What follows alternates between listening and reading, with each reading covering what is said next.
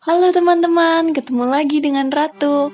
Kali ini Ratu akan mengajak teman-teman untuk membahas tentang masa kemerdekaan di Banten. Yuk langsung saja kita simak. Dalam lintasan sejarah Indonesia, pemerintah kolonial Belanda dikalahkan oleh Jepang pada 1942. Namun, pemerintah pendudukan Jepang juga tidak bertahan lama.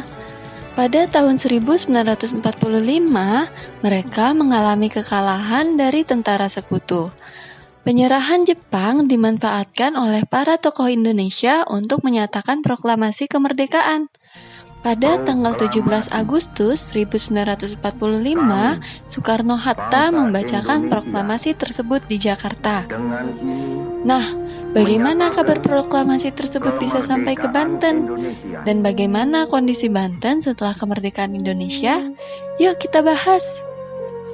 Pada tanggal 20 Agustus 1945, para tokoh Banten seperti Kyai Haji Ahmad Khottib, Kyai Haji Syam'un, Zulkarnain Surya, dan Ali Amangku menerima berita proklamasi dari para pemuda seperti Pandu Kartawiguna, Ibnu Parna, dan Abdul Muluk yang merupakan utusan Hoirul Saleh.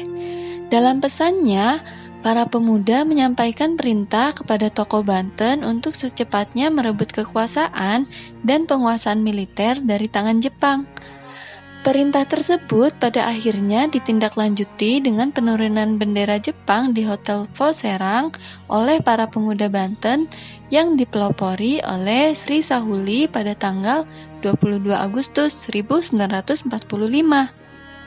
Aksi perebutan kekuasaan dari tangan Jepang oleh rakyat Banten membuat kondisi sosial dan politik menjadi tidak kondusif.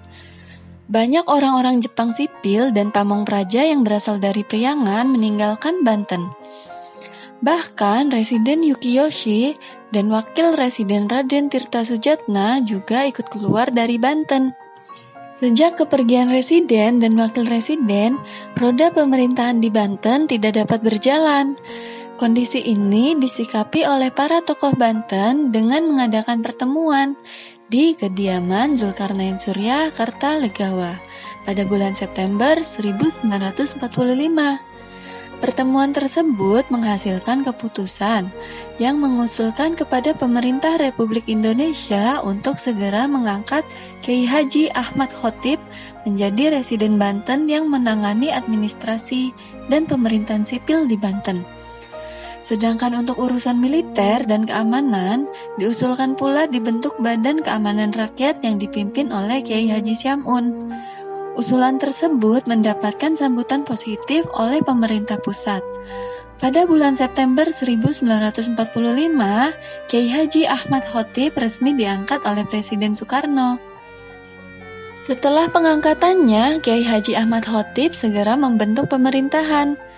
Dalam jajaran pemerintahannya, Ahmad Khottib tetap mempertahankan para bupati lama untuk sementara meneruskan tampuk kepemimpinan di daerah.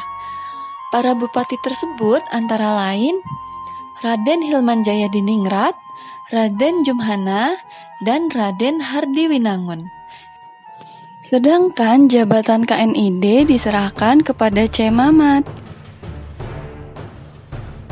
Penetapan para pejabat lama dalam jabatan pemerintahan ternyata tidak memuaskan kelompok komunis pimpinan C. Mamat. Mereka beranggapan bahwa pejabat lama yang berasal dari kaum Menak tidak serius dan setengah hati menjalankan tugasnya. Sebagai jalan tengah, Kyai Haji Ahmad Khottib mendudukan kaum ulama untuk mendampingi para birokrat di pemerintahan. Oleh karena itu, Kyai Haji Syam'un dipilih sebagai Bupati Wilayah Serang. Puncaknya, C. Mamat melakukan kudeta terhadap Presiden Kyai Haji Ahmad Khottib pada 27 Oktober 1945.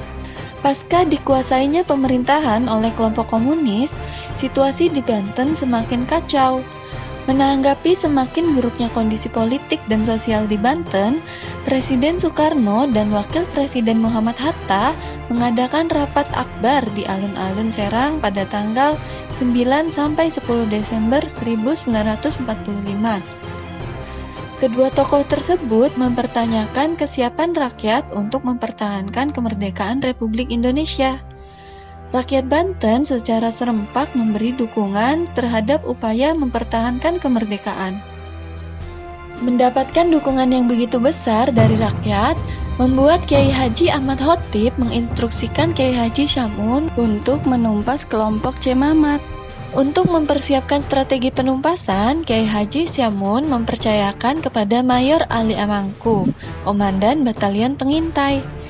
Ternyata dalam tempo yang singkat, gerakan kelompok tersebut dapat dipatahkan.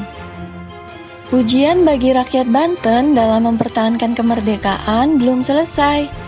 Permasalahan lain muncul ketika Belanda kembali datang ke Banten.